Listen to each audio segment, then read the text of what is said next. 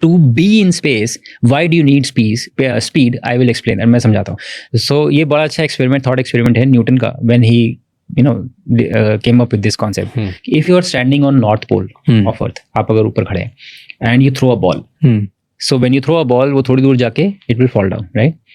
If you throw it with faster speed, it will go slightly farther and then fall down and hit the earth.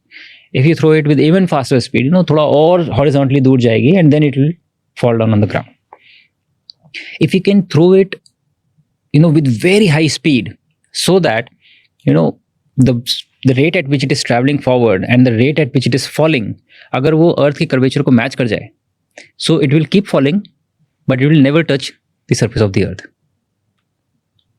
मतलब तेजी से जाते हुए गिर रही है, लेकिन वो कर्वेचर मैच कर रही है. So वो लगातार गोल घूम रही है, गिर रही है, काइंड ऑफ गोल घूमती रहेगी because it is always falling and it has attained that speed. That is what a satellite is. That is what a space object is.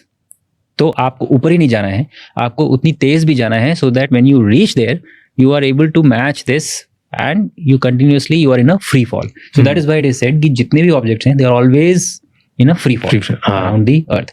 So ये orbit है. This is what is orbit. So ये attain करना है. So आपको ऊपर भी जाना है और उतनी speed भी attain करनी है. So इसके लिए you need energy.